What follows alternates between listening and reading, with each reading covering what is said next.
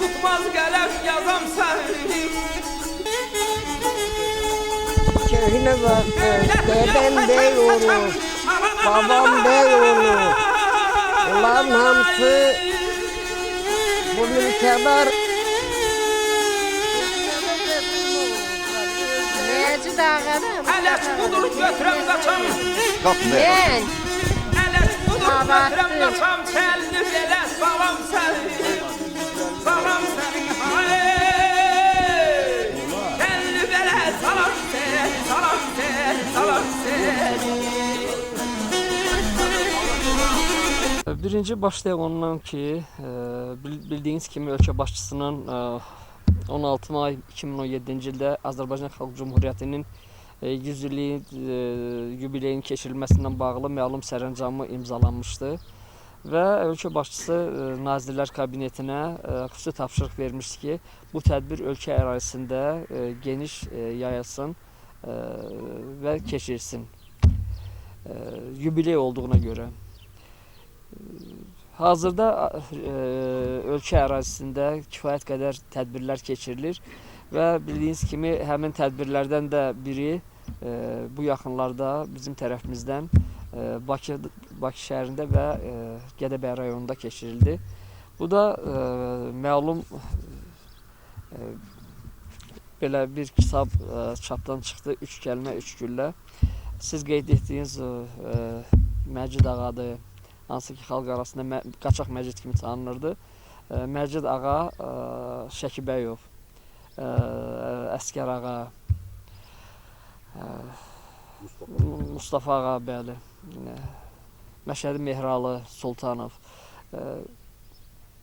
İlk baxışdan belə bir təsəvvür yaranır ki, bunlar qaçaq olublar. Qaçaq da bizim Azərbaycan dilində o qədər də yaxşı anlama gəlmir. Bu hardasa Sovet ideologiyasından belə çıxırdı ki, bu quldurdu, arsa bandanın başçılarıdır. Faktiki olaraq biz də bu kitabı ərsəyə gətirəndə bizdə məlumat var idi ki, bunlar Azərbaycan Xalq Cümhuriyyətinin yaradılmasında, onun qorunub saxlanılmasında əvəzsiz rol oynayıblar və demək olar ki, həyatlarını bu yolda qurban vermişlər. Məcid ağa təhsil alır Qori seminariyasında. Bunda çox maraqlı bir tarixçəsi var. Çerniyevski belə bir müəllim olur. O da Qori seminariyasının müəllimi olur. Sadəcə olaraq bunun üzərinə belə bir vəzifə qoyulur ki, sən Azərbaycanlılar çalış ki, bunlarda erməni sektoru olur, Rus sektoru olur. Azərbaycan sektoruna isə maraq bizim Azərbaycanlılarda o qədər də güclü olmur. Və Çerniyevski o vaxt bilirsiniz ki, nəqliyyat vasitəsi indiki kimi deyildi. Kim hansı nəqliyyat növündən necə bacarırsa, Çerniyevski o qaydada bütün bu rayonun kədlərini bir-bir gəzirdi və Məmməd ağa ilə görüşəndə ilk diqqətini balaca Məcidə yönəldir. O vaxtı Məcid ağa deməli molla yanına gelirdi. Yəni molla təhsil alırdı, molla məktəbində dini təhsil alırdı. Və o inandırır ki, belə deyək də, gələcəyi olmaqdan ötürü hər halda Məcid yaxşı təhsil almalıdır. Şərait yaratsın, Məcid həmin o Qori seminariyasında təhsil alsın. Sözün açığı əvvəl belə razılıq əldə olunmur. Müəyyən bir cəhddən sonra Çerniyevski ondan ayrı olur ki, Məmməd ağa öz evladının Qori seminariyasına getməyə və orada təhsil almasına deməli belə təşkil olundu, nail oldu. Bilirsiniz, belə dəqiq məlumatlar yoxdur. Məsələn, belə deyək, konkret olaraq bildiyimizə görə o öz ana dilindən başqa Rus, Gürcü və erməni dilini çox mükəmməl bilirmiş. Və bu dilləri bildiyinə görə, daha doğrusu Rus dilini bildiyinə görə və ondaki o zirəkliyi görüb Çarın nümayəndəsi onu qonşu kənd var, Nova İvanovka. Nova İvanovkaya pristav təyin edirlər. ata tərəfdən və həm ana tərəfdən nənələrim bu haqda çox maraqlı əhvalatlar danışıblar. Yəni bu Mustafa ağanın, həmçinin Məcid ağanın etdikləri həqiqətən də tariximiz üçün çox dəyərli bir səhifədir. Və yeganə Azərbaycanlı olur ki, Malakanlılar yaşadığı əraziyə o sərbəst girib çıxır. Məcid ağanın belə deyək də bu rayonun qalmasında, bu rayonun inkişaf eləməsində belə deyək, xüsusi rolu olubdur. Bizim burada Ermənistanda Krasnoselsk keçmiş Çəmbərək kəndi olubdur. Bugün də o rayon mövcuddur. Oradan daimi ermənilər deməli Başkənd kəndindən üzü aşağı yürüşlər edirlərmiş. Çardaqlı kəndin vasitəsindən ya o Xırna dərəsi deyilən yer, orada siz olduğunuz gördünüz. Qaçaq Məcid kiçik bir dəstəsinlə hər dəfə, yəni bu tək olmayıbdı. Olubdu burada bunun yaxşı silahdaşları, hansı ki belə deyək, bəlkə hərb sənətini o qədər də bilməyiblər. İntihası bunlarda xüsusi döyüşkənlik ruhu olubdu. Və burada Xırna dərəsində ermənilərin onlar qarşısını alıbdı. Və belə bir məlumat var ki, haradasa 2500 nəfərə qədər erməni onlar məhv eləyiblər. Andranik də həmin o dəstəyə rəhbərlik edirmiş. Burada ad ona görə Qara Qaya adlanır ki, fikir versəniz qayanın divarlı rəngi elə bil ki, qara rənglə boyadılmışdı. 29-30-cu ilin hadisələrində Məcid ağanın məskunlaşdığı kənd ordu tərəfindən işğal olunub, onun mülkü adına gedirdi orada? Yavıqlı dərəsidir də ora. Yanıqlı. Yavıqlı, Yaqublu. Yaqublu dərəsidir. Yaqubluların nəsil kimi orada yaşayış yerləridir. Qazaxdan köçübdən Qazaxdan, yəni onun tarixi xeyli qədimə gedib çıxır. Onlar hansı zərurətdən Qazax orduların toqquşma yeri olduğundan bəzi vaxtlar görürsən oradan Azərbaycanın müxtəlif ərazilərinə köçlər olubdur. Ola bilsin ki, o köçlərin birinin nəticəsində bunlar bir nəsil kimi gəlib, burada məskunlaşıblar. Əvvəldən Qazaxın yaylaq yeri olub buralar. Və o 11-ci Qızıl Ordunun hissələri gəlib onların yaşayış yerini dağıdandan sonra Məcid ağa başçının dəstəsində bax gördüyümüz ərazidəki Qara Qaya adlanan yerin dağın yuxarısında sığınacaq düzəldib ki, ora elə bir əlverişli yerdir ki, döyüş üçün. Ora ordunun kütləvi şəkildə hücum eləməsi də mümkün deyil. Və oradan gələn bütün yolları nəzarətdə saxlamaq mümkündür. Deməli, Şah İsmail Xətainin atası öləndən sonra İncə dərəyə gəliblər Qazağa. Sonra Şah İsmail Xətai deməli atasının tərəfdarlarını tapmaq üçün səyahətə çıxır. O Göyçə mahalından enir deməli bura, hələ Yavıqlılar İncə dərədən buraya gəlməmişdən qabaq. Deməli gəlir bu Yavıqlı dərəsinə. Onu Hüseyin bəyləri və başqa adamlar deməli başa salır ki, şahım gedəkdir, Yavıqlı dərəsi adı hələ yoxdur. Gözəl bir dərə var, bu ən yaxşı suları var, bulaqları var, o dərəyə gedək. Bir qədər deyil, sənin də dərdi qəmin azalmaq üçün istirahət eləyək. Gəlirlər, burada Böyük Keçi dərəsi deyirlər, Bala Keçi dərəsi deyirlər. Bir aya qədər burada qalırlar, sonra da buradan deməli gedirlər Dəstəfura, yəni Daşkəsənə gedirlər, Daşkəsəndən gedirlər Gəncəyə, Gəncə ilə Şirvan yolundan gedirlər Astara yolundan Ərdəbilə. Deməli, kiçik bir dəstə ilə gələn adamın yanında 7000-ə qədər adam toplanır. Bu 7000 deməli qayıdıb Şirvan yürüşünə gələndə 120.000 olur. 120.000 olur. Atasının qisasını Fərrux Yasardan alır. Beləliklə də deməli bura əvvəlcə Yaqublu dərəsi yox, Şah talası deyirdilər. Şah talası Şah İsmail Xətainin bax çayın o toyunda deməli çadır qurub dincələn yerdir. Bizim nəsil deməli bura Şah İsmail Xətai gəlib burada qaldığına görə İncə dərəsində onlar 1600 neçənci ildə deməli İncə dərəsinə Təbrizdən, Ərdəbildən Yaqublular deməli oraya köçüblər. Sonra gəliblər Şah İsmail Xətainin marşrutunla ki bunu tapalar. Gələndə görüblər ki bu gedib deməli Miskini Gədəbəy Miskinli kəndinə oradan da Şirvana deməli Gəncə vasitəsilə Şirvana gediblər. Deməli burada Yaqublular burada bina salıblar. Gəncə deməli qubernatorundan qanuni şəkildə burada yurt salmaq üçün, yaşamaq üçün torpaq alıblar və yurt salıblar. Buradakılar 4 qardaş olublar. Əmi uşaqlarının bir hissəsi deməli Nöyüt Göl adlı yerdədir. Bunlar deməli 7-yə qədər qardaş olublar. Ancaq burada 4 nəfər olub. Əskər ağadır, Məmməd ağadır, Söyün ağadır, Əkbər ağadır. Məcid ağanın yeri, atası Məmməd ağanın yeri bax çayın otoydu.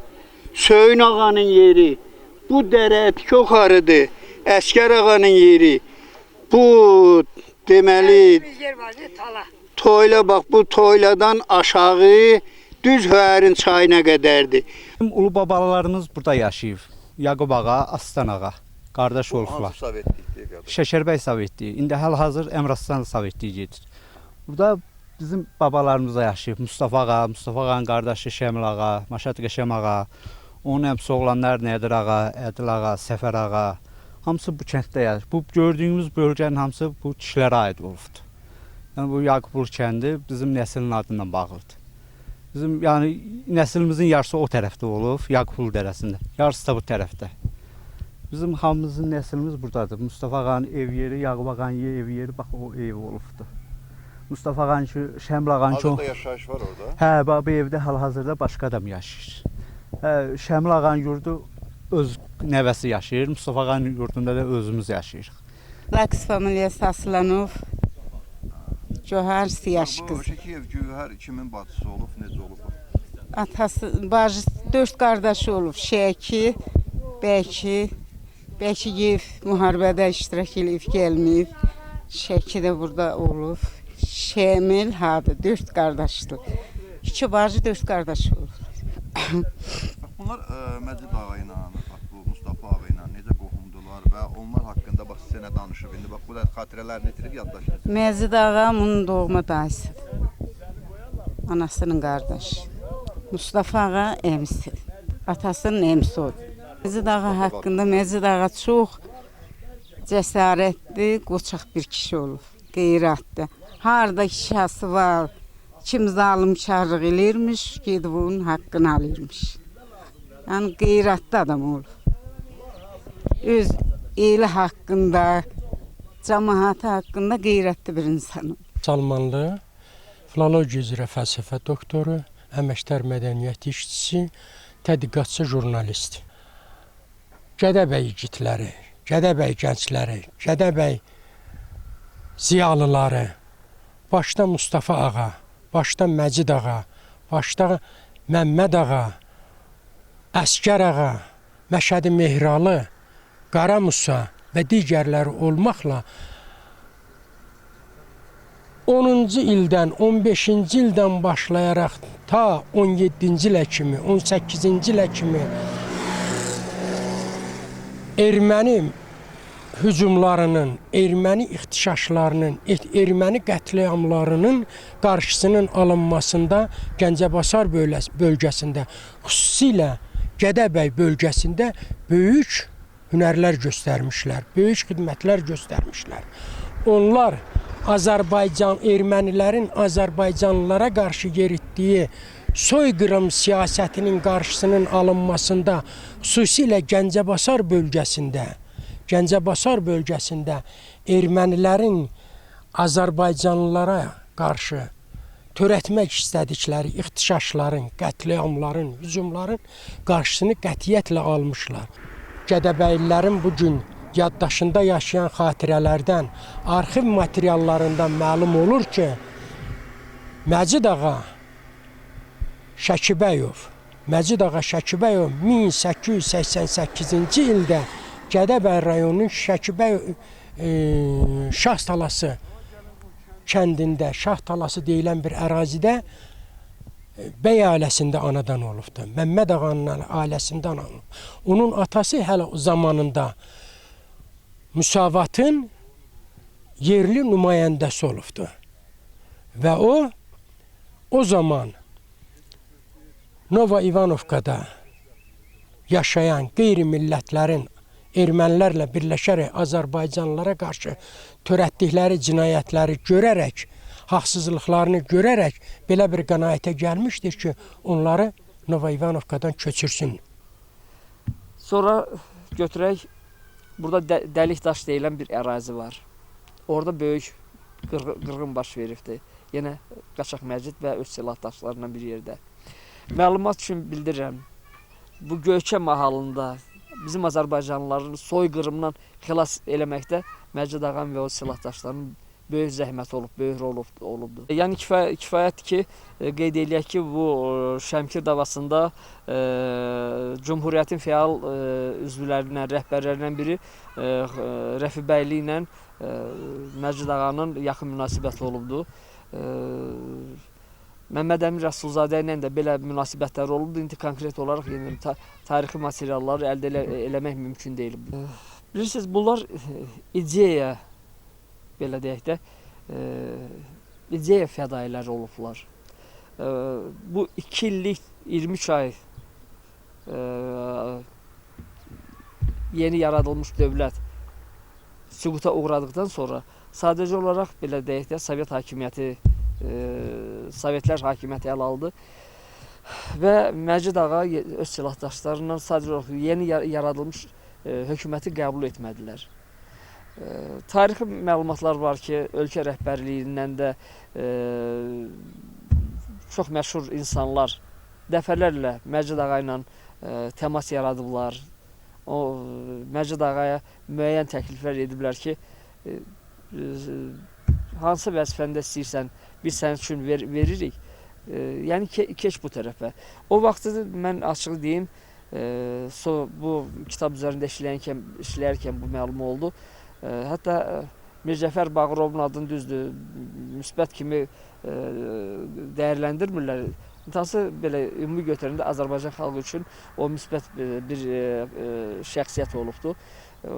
Həmin zaman Mircəfər Bağırov və başqa rəhbərlər, Sovet rəhbərləri, bunlar qaçaqlarla görüşlər təyin edirdilər, qaçaqlarla görüşə gedirdilər ki, yəni Sovet hakimiyyəti gəlibdir, güclü hakimiyyətdir, xalqın hakimiyyətidir, siz keçin bu tərəfə. Yəni bunları heç cür inandırmaq olmadı ki, Sovet hakimiyyəti Xalq Cümhuriyyətindən daha üstün cəhətlərə malikdir. Çünki doğrudan da azadlıq bilirsiniz necədir? Biz indi artıq 91-ci ildən üzü bəri müstəqil dövlətik. Bunlar həmişə bu arzu ilə yaşayıblar. Şəkibəyov Təhmin Eldaroğlu Gədəbəydə tanınmış, təhsil Gədəbəydə yox, Gəncəbasar ərazisində, Gədəbəy, Toz, eyni zamanda keçmiş bu Qərbi Azərbaycan torpaqlarında, hal-hazırda Gürcüstanda Yağıflı kəndi var, bir nəsildir Yağıflılar. Nəslin tarixi ilə bağlı qısa məlumat vermək istəyirəm ki, əldə olan məlumatlara görə 1600-cü illərdə Həsən bəy ilk dəfə Təbrizdən gəlir. Gəncə ətrafında və Göyçə ətrafında mülklər olur. Bunlar Yaqub bəy Bayandurlunun nəslidir. Uzun Həsənin oğlu Sultan Yaqubun, oğlu Sultan Muradın 2 oğlu olub. Yaqub bəy Bayandurlu, Həsən bəy Bayandurlu. Bunlar gəlirlər Yaqub bəy Bayandurludan. 1600-cü illərdə Gəncə gəldikdən sonra burada yerləşirlər, məskən salırlar və nəsil burada artır bu bölgədə.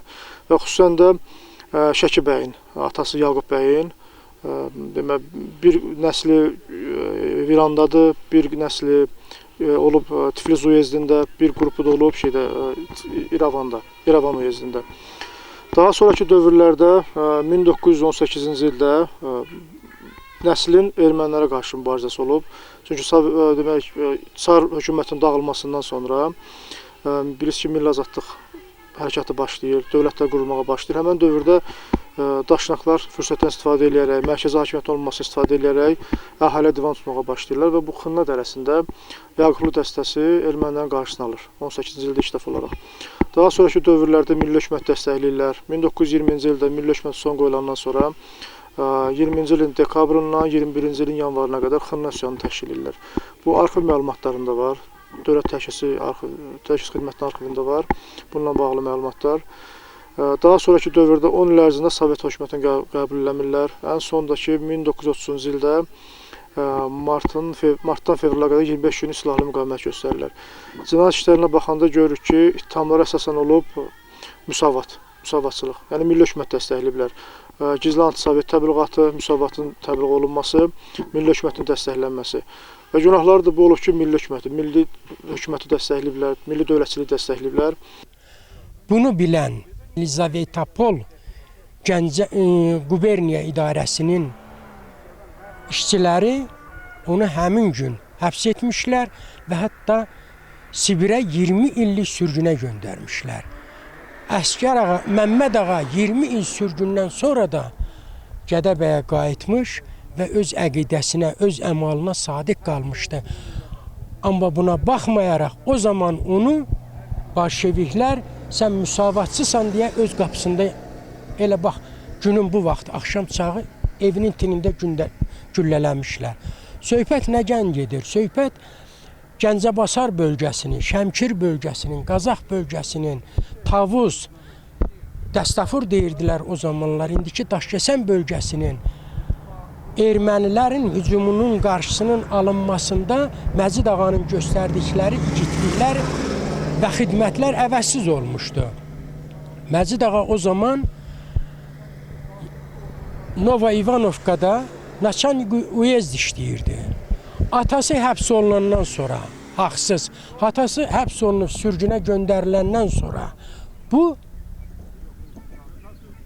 atasının ideyalarını davam elətdirmiş və daşnaq erməni birləşmələrinə qarşı mübarizə aparmışdır. Öz həm yaşıdlarını, öz həm kəndlilərini başını toplayaraq ermənilərin Gədəbəy istiqamətindən Şəmkirə, xüsusilə Çardaxlıya, eləcə də Başkənd istiqamətindən Tavuz tərəflərə, Dəstafur istiqamətinə, oradan da Gəncəyə olan hücumların qarşısının alınmasında Məcid ağa böyük igidlik göstərmiş. Məcid ağa böyük qəhrəmanlıqlar göstərib. 1918-ci ilin yanvarında Şəmkirdə Eşalan davasının iştirakçısı olubdu. Gəncə üsyanının iştirakçısı olubdu və bundan sonra Azərbaycan Xalq Cümhuriyyətinin qurulmasında, Azərbaycan Xalq Cümhuriyyətinin təşkilatlanmasında böyük xidmətləri olubdu. Və onlar heç vaxt düşünə bilməzdilər ki, 70 ildən sonra təzədən Azərbaycan həm müstəqilliyə qayıdacaqdır və bugün bütün ölkə həm müstəqilliyin, yəni 100 illiyini qeyd edir. Sadəcə olaraq 20-ci ildən 30-cu ilə qədər bu adam dağlara çəkildi. Dağlara çəkildi və belə deyək, başqa qaçaqlar ola bilsin ki, vətəndaşların, başqa kəndlərin, başqa varlı adamların əmlakını əllərini alırdı, dağıdırdı, quldurluq eləyirdi. Bunlar bu məsləkə qulluq eləmirdilər. Bunların məsləki oydu ki, yəni Azərbaycanlılar, Azərbaycan xalqı bu əldə olunan müstəqilliyi qoruyub saxlasınlar.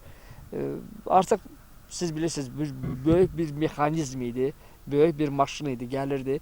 Bunun qarşısını saxlamaq qeyri-mümkün idi. Məcid ağa öz kiçik dəstəsindən məcbur oldu bu böyük bir, nəhəng bir hərbi bir maşınla mübarizə aparmağa.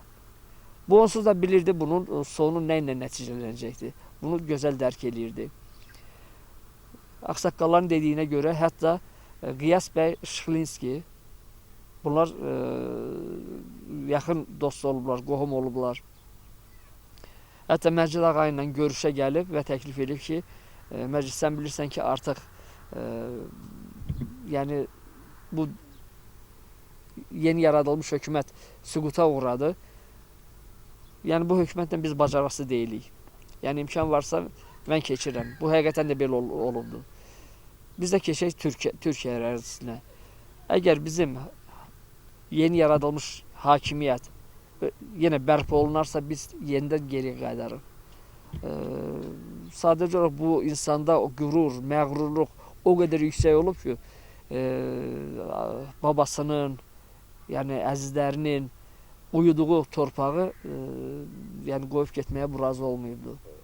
Sonluğu Qaraqayada tamamlanıbdır. Bax, o Qaraqayada hansı hadisə baş verib və necə olub ki, öz-özünü gülləri yitirdi? İndi olan bilgiyə görə elə bir göstəriş olub ki, o vaxt belə deyək də banda deyirdilər.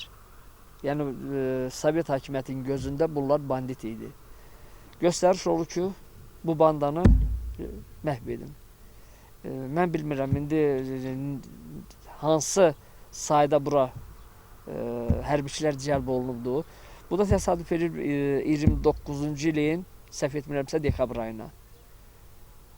Həmin vaxtda çox belə möhkəm qar yağıb, güclü qar yağıb. Siz bilirsiniz ki, Gədəbəy elə həmişə iqliminə görə buranın qışı çox sərt olur. Sadəcə olaraq bu öz kiçik dəstəsinlə dağlara çəkilir və bunun gizləndiyi yer, yəni ki, özünə bir sığınacaq yeri Çətin dərə deyilən yerdə özünə bir istehkam qurur. Orada deməli elə bir yer imiş ki, yalnız bir nəfər o yoldan gedib gələ bilərmiş. O alınmaz bir qalaymış. Gökçə mahalının adamları həmişə ot biçinində, ondan sonrasına taxıl yığınında gəlib bunlara kömək eləyiblər. Onların yaşamağından deməli yaşamağı elə hesab eləyinə ki, bu Yaqublu cəmaatının hörmətinlə deməli yaşayıblar onlar. Malları olmayanda gəlib mal istəyiblər, çörəkləri olmayanda çörək istəyiblər. Bunlara kömək eləyiblər. Çox mehriban şəkildə yaşayıblar. Deməli 18-ci ildə Andranikin ordusu gəlib Qanlı kəndində, Gökçənin Basarkeçər rayonunun Qanlı kəndində qan salıb dünyanı dağıdanda adamları damlara doldurub bacalardan küləş və saman töküb deməli yandıranda bunlara xəbər çatır ki, deməli çapar göndərirlər ki, ey Məcid ağa, ondan sonra Mustafa ağa, Əskər ağa, Mahmud ağa, siz orada rahat yaşayın, qoyun ermənilər də burada bizi qırsın. Deməli, Mustafa ağa rəhmətliyə Nuru Paşa bir pilamot veribmiş. O pilamotla deməli götürürlər də 7 nəfər Yaqublu ermənilərin qırğınına gedirlər deməli Qanlı kəndindən Andranikin ordusunu qıra-qıra Sevandan o yana keçirirlər. Ondan sonra onlar gedir Naxçıvanda və s. yerlərdə qan törətməyə. Bu Cumhuriyyət devrində Azərbaycanın müstəqilliyinə, Azərbaycan xalqının suverenliyini, ərazi bütövlüyünü, torpaqlarının azadlığının həmişə tərəfdarı olmuşdur. Təəssüf ki, 1920-ci ildə Azərbaycan 11-ci Qızıl Ordu tərəfindən işğal olunandan sonra Məcid ağa yenə də öz əqidəsinə sadiq qalaraq Bolşevik rejimindən barışmamış, yeni quruluşu qəbul etməmiş, öz cumhuriyyətimin uğrunda mübarizə aparıram deyə dağlara çəkilmiş və bu zamanda dəfələrlə ona təkliflər gəlmiş, yeni hökumətin qəbul eləsin, ona yaxşı vəzifələr verilsin, ona müəyyən vədlər verilir, təkliflər olur, ancaq bunların heç birindən barışmır o və demək olar ki 20-ci ildən 30-cu ilə kimi dağlarda öz silahdaşlarıyla bir yerdə əqidəsi uğrunda mübarizəyə qoşulur. Mübarizə aparır və Sovet hökumətini, Sovet quruluşunu qəbul etmir.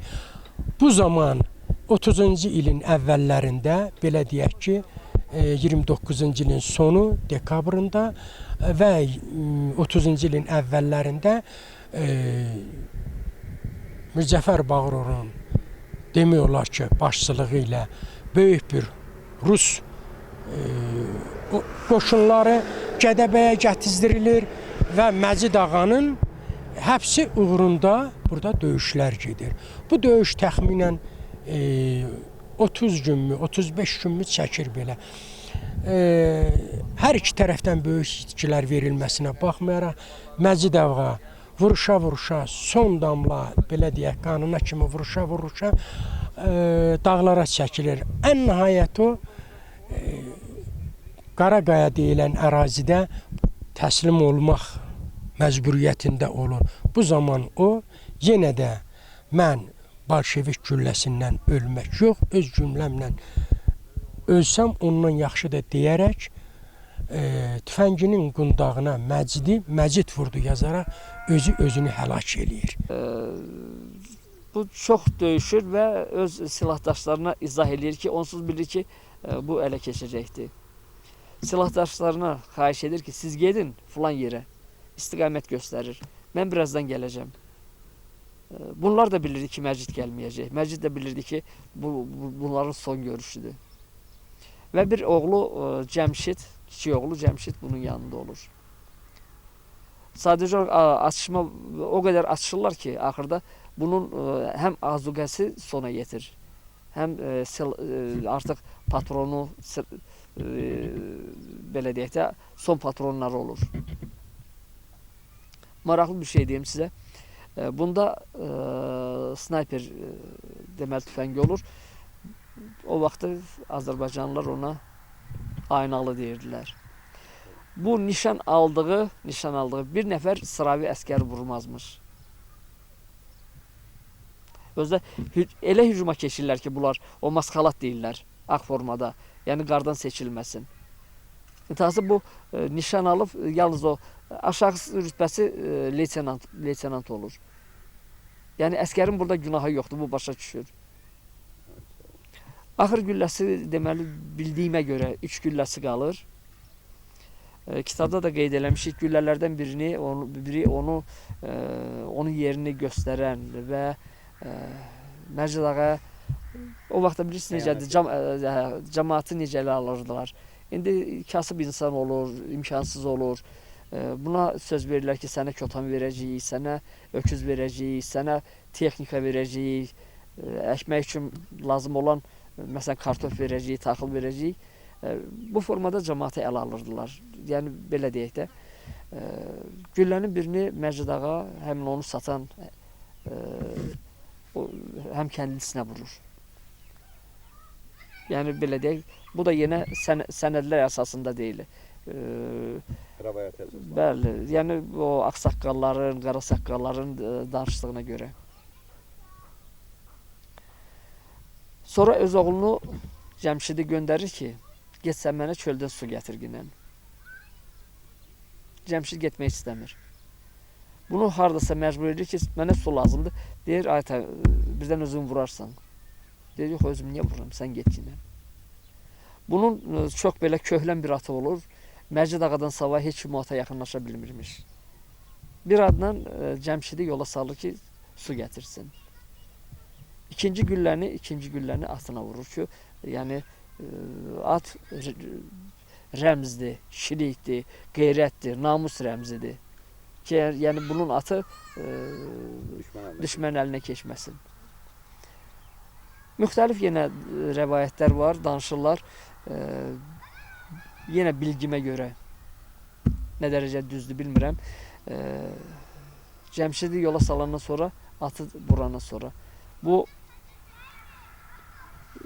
dini təhsil almışdı. Yəni dini də çox gözəl bilirdi. Namazını qılır. namazını qılır, hətta üzünü qırxır və axırıcı qalan gülləni özünə vurur. Çox maraqlıdır, çox maraqlıdır. Siz təsəvvür edin ki, insanda nə qədər dəyanət olar. Həmin vəziyyətdə tüfəngin qundağına yazır, Məcidi Məcid vurdu. Yəni bunun meyidi ələ keçəndə yəni elə bir təsəvvür yaranmasın ki, bunu kimsə vurdu. Qoy hamı bilsin ki, özü-özünə vuruldu. Və bu döyüşlərdə təkcə Məcid ağa olmayıb. Məcid ağa qəhrəmandır, el qəhrəmanıdır.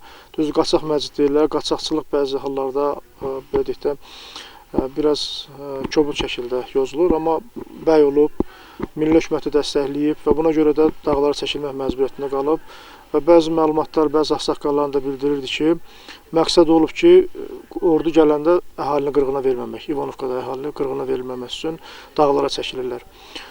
Dövlət Təhlükəsizlik Xidmətinin arxivindəki məlumatlardan da görünür ki, bu cür də qeyd olunur. Yaqublu dəstəsi əsasən Şəkibəyovlardan ibarət olub, 30-a yaxın adam olub dəstədə. Daha sonraki dövrlərdə Məcid ağa bir qrupu kənarlaşdırır, cavanları xüsusən. Artıq çünki mübarizənin mənası olduğunu görür, onların sağ qalması üçün. Və Məcid ağadan başqa qəhrəmanlıq göstərən Mustafa ağa Şəkibəyov. Məcid ağa və onun başının dəstəsi məcbur olublar buradakı sığınacaqdan çıxsınlar. Sığınacaqdan çıxıb da o çətinlərə yaylaq istiqamətində hərəkət edirlər və orada da onların döyüşünün son günləri olubdu. 30-cu ilin yanvar ayının axırında.